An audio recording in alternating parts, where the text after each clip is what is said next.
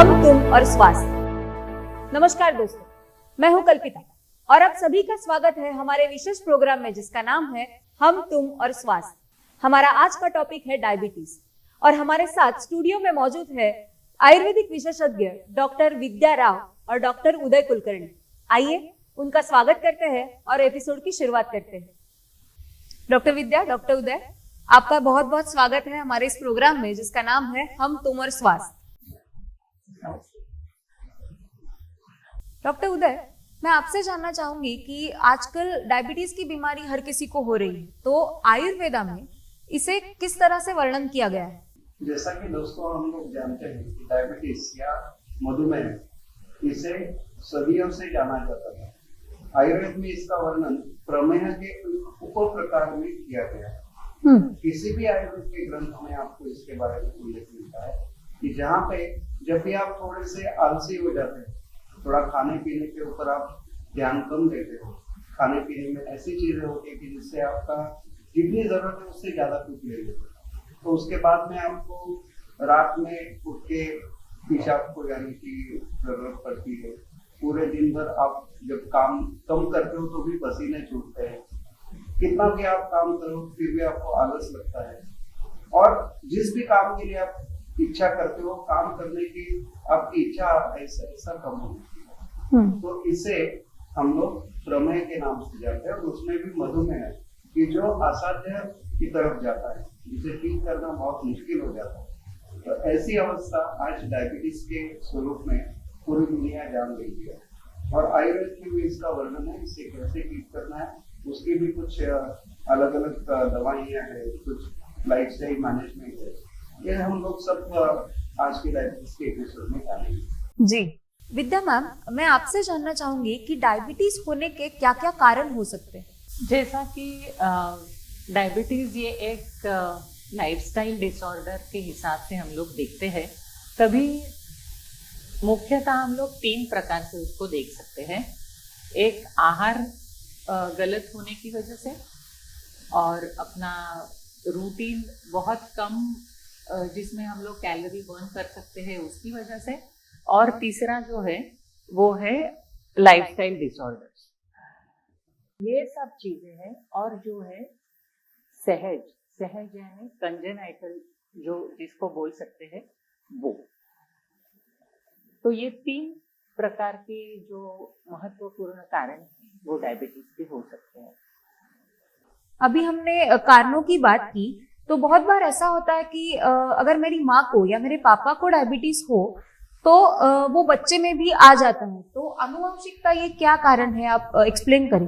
मैंने अभी आपको जो बोला कि जो तीसरा कारण है जो सहज है या कंजेनाइटल है, तो जीन्स जो माँ बाप से बच्चे में आ जाते हैं उसकी वजह से डायबिटीज होता है। और एक महत्वपूर्ण कारण जो मुझे बोलना सही लगता है वो है स्ट्रेस, उसकी वजह से भी डायबिटीज होता है। आजकल जैसे हमने देखा है, हम लोग कोरोना से आज आगे निकल चुके हैं, लेकिन दूसरी वेव के बाद में बहुत लोगों में डायबिटीज का, जैसे हम लोग देखते हैं कि डायबिटीज में एक ग्लैंड पैंक्रियास, इसके ऊपर असर हमने देखा है सेकेंड वेव में। इसके लिए भी स्ट्रेस के साथ में जोड़ के हम लोग देख सकते हैं कि बहुत लोगों में दूसरी वेव के बाद में डायबिटीज का प्रमाण बहुत बिल्कुल सही। और इसके लिए हम लोग इसे भी आज के कारण में जोड़ सकते हैं कि किसी को कोरोना हो चुका है क्या, उसके साथ में स्ट्रेस तो हर जगह पे बढ़ रहा है, और स्ट्रेस उसके साथ में आपकी लाइफस्टाइल, उसके साथ में आपका एक्सरसाइज ना करना, खाने पीने के अलग अलग तरीके जो हम लोग आज देख रहे हैं, खाने के पीने के लिए बहुत सी चीजें हम लोग खुद बनाते हैं, तो उसमें भी कुछ आगे पीछे होना, और जो भी खाते हैं उसे हजम करने की अपनी क्षमता जो है वो अभी कम हो रही है, और इसकी तरफ ध्यान दिए बगैर हम लोग टीवी देखते कुछ खाते हैं, तो ऐसे में जो खा रहे हैं उसकी तरफ ध्यान नहीं है, और जिसकी जरूरत है, जितनी जरूरत है उससे ज्यादा खा रहे हैं।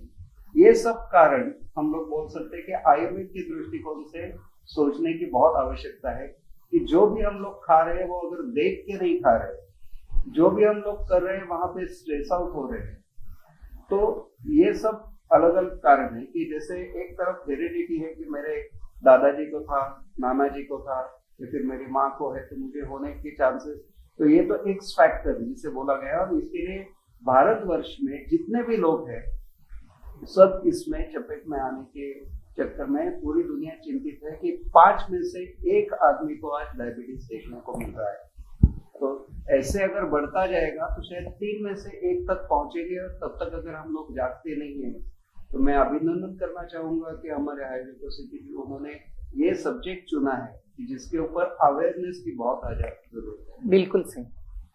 जैसे आपने अभी अवेयरनेस के बारे में बताया, तो डायबिटीज होने के बाद के उपचार तो आप बता ही देंगे, लेकिन हमें कैसे पता चलेगा कि उसके लक्षण क्या है, कि डायबिटीज होने के लक्षण क्या है? जैसे हम लोग यहाँ पे देखने चाहते हैं कि डायबिटीज होता है तो हमें पहचान कैसे लेके आगे चल के डायबिटीज, आयुर्वेद में इसे पूर्व रोग कहा जाता है कि किसी भी रोग को होने से पहले कैसे पहचान।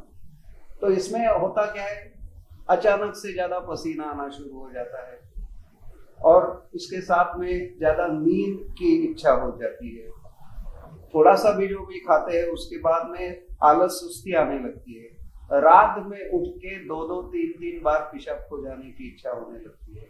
तो ये सब चीजें जब आप देखते हो तो आपको समझना चाहिए कि मुझे कुछ शरीर में गड़बड़ हो रही है। इसके साथ में और एक चीज जो होती है वो है कि आपके हर एक के जीवन में स्ट्रेस तो आनी है।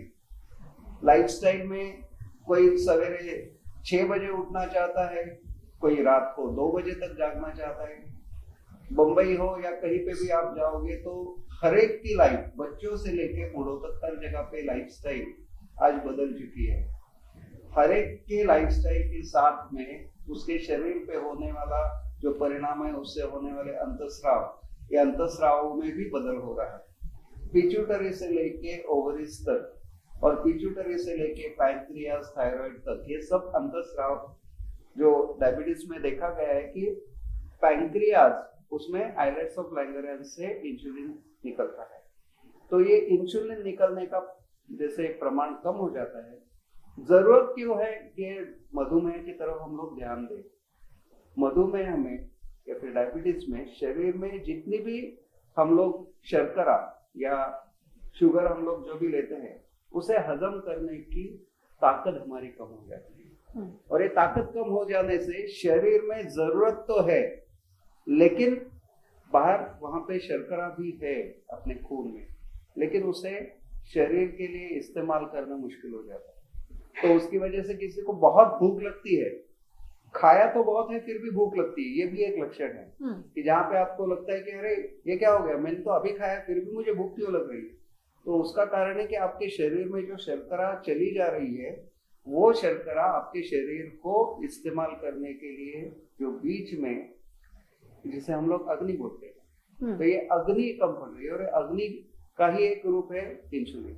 तो ये अगर कम पड़ रहा है तो उसकी वजह से शरीर चिल्लाता है कि मुझे कुछ खाने को चाहिए, वहां पे शर्करा पड़ी है लेकिन उसका इस्तेमाल नहीं हो रहा है और शरीर में जो भी चीज है उसकी वजह से वजन बढ़ रहा है। तो जैसे अचानक से वजन बढ़ना, अचानक से भूख बढ़ना और शरीर में इतनी शक्कर है वो बाहर जाएगी कहाँ से।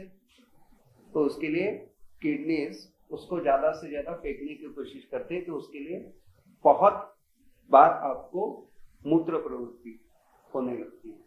तो ये जैसे हम लोग देखते हैं तो पता चलता है कि कहीं ना कहीं तो गड़बड़ है। तो आपको अपने नजदीकी वैद्यकीय सलाहकार से, आपके फैमिली डॉक्टर से जाकर मिलना है और उनसे ये सब जांचें करवाने के लिए आग्रह रखना है जी, कि शायद मुझे आगे चलकर कुछ बीमारी हो सकती है। जी जी। विद्या मैम, अभी सर ने बताया कि ब्लड शुगर लेवल बढ़ना ये डायबिटीज का बहुत बड़ा लक्षण है। तो ब्लड शुगर लेवल को कंट्रोल करने में आयुर्वेदिक औषधियाँ जो है वो किस तरह का रोल प्ले करती है? ब्लड शुगर पहले तो जांच लेना ज़्यादा ज़रूरी है। बहुत बार ऐसा होता है कि जब तक कुछ बीमारी नहीं है तो हम लोग पैथोलॉजिकल टेस्टिंग्स करवाते ही नहीं हैं।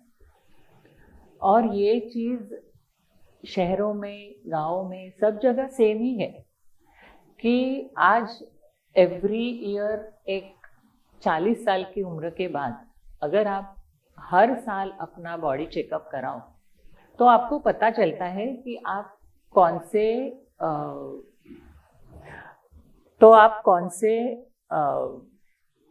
तकलीफ से गुजर सकते हो, या आपको डायबिटीज है या नहीं है। लेकिन ऐसा होता है कि एजुकेटेड, अनएजुकेटेड, या गांव के लोग या शहर के लोग कंपल्सरीली 1 साल के बाद जाके अपना टेस्ट करवाते ही नहीं है। इसके लिए वो पहचानना ही मुश्किल हो जाता है कि कुछ बीमारी है या नहीं। तो आपका जो प्रश्न था कि हम लोग मेडिसिन कैसे यूज कर सकते हैं, उसके पहले डायग्नोसिस कैसे कर सकते हैं, उसके ऊपर ज़्यादा हम लोग बात करें तो अच्छा है। छोटी छोटी और चीज़ें भी है। अगर खुद को ही पता चलने लगे कि रात को मुझे 2 या 3 बार उठना पड़ रहा है, जो मैं सालों से नहीं उठ रहा हूँ तो भी उठना पड़ रहा है, पानी का इंटेक सेम है, खाना पीना भी सेम है, और अपनी उम्र 40-45 इस तरह की है, तभी खुद को थोड़ा अवेयर होके टेस्ट करवाना जरूरी है। दूसरी बात, कभी कभी स्किन इन्फेक्शन हो जाते हैं। जो बहुत साल तक सब नॉर्मल चल रहा था, सडनली 2 या 3 महीने से बॉडी में खुजली आ रही है या कुछ छोटे छोटे बॉइल्स आ रहे हैं, जो नॉर्मल नहीं है। 40 साल की उम्र में तुमको 40 साल का एक्सपीरियंस खुद के शरीर के लिए रहता है कि तभी ऐसा कुछ होता नहीं है, सीजनल चेंज नहीं है, तो भी ये सब हो रहा है। इसका मतलब है कुछ तो गड़बड़ है। तभी आप जाके टेस्ट कराओ तो पता चल सकता है कि मुझे कौन सी बीमारी हुई है। इसके बाद जब भी आप मेडिसिन की बात करते हो तो मेडिसिन जो है वो एक तो व्याधि के ऊपर काम करती है और दूसरी उसको जो जनरेटिंग फैक्टर्स जो रहते हैं उसके ऊपर काम करती है। तो दोनों तरह से काम करने वाली दवाइयाँ आयुर्वेद में मौजूद है। जिस चीज़ की ज़्यादा ज़रूरत है उस तरह से हम लोग दवाई दे सकते हैं, और बहुत बार साथ में ही दवाई देनी पड़ती है। यानी जिस चीज़ से ये व्याधि हो रही है उसको भी कंट्रोल करे और व्याधि ऑलरेडी हो चुकी है उसको भी कंट्रोल करे। शायद वो दवाई एक ही हो सकती है या शायद दोनों का या 3 दवाइयों का कॉम्बिनेशन हो सकता है। जी, अभी हमने जैसे बात की आहार और विहार के बारे में, तो डॉक्टर उदय मैं आपसे जानना चाहूंगी कि औषधियों के अलावा से कौन से उपाय आयुर्वेद में बताए गए हैं जिससे हम डायबिटीज कंट्रोल कर सकते हैं?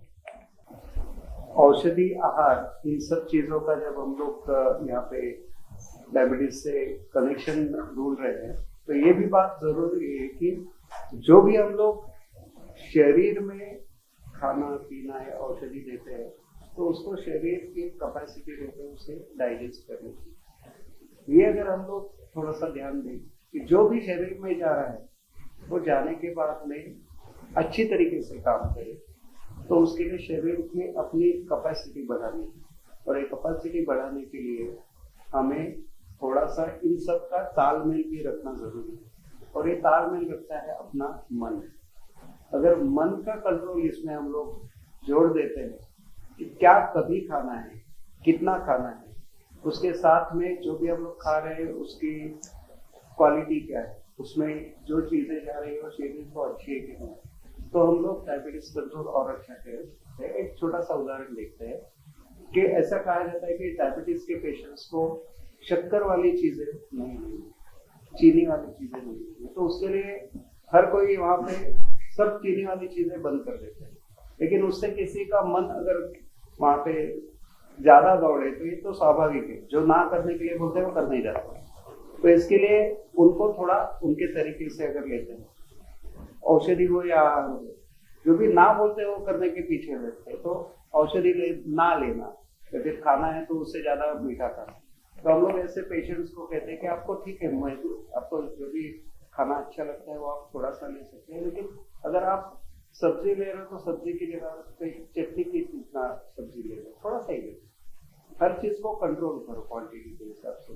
अगर आपको श्रीखंड खाना है तो इतना बड़ा कटोरी ले लो, उसमें थोड़ा सा श्रीखंड डालो और उसको उंगली से थोड़ा थोड़ा चाटो, तो आपको ऐसे लगेगा मैंने बहुत खा लिया है, मेरा मन भी संतोष हो गया, लेकिन शरीर को चक्कर थोड़ी दी। तो ये अगर हम लोग चीज ध्यान में रखते हैं कि मन को ज्यादा आपको ध्यान देना है पेशेंट के, तो वो आपसे ज्यादा कोऑपरेट कर सकता है। और कॉपरेशन पेशेंट और डॉक्टर का जितना अच्छा होगा उतना हमें इसमें सक्सेस मिलेगा। तो उसके लिए डायबिटीज में पेशेंट डॉक्टर कोऑर्डिनेशन और पेशेंट डॉक्टर रिलेशनशिप जितनी अच्छी आप करोगे उतना पेशेंट आपका सुनेगा, फिर वो आपको आहार, एक्सरसाइज सब चीजों के लिए मदद। जी,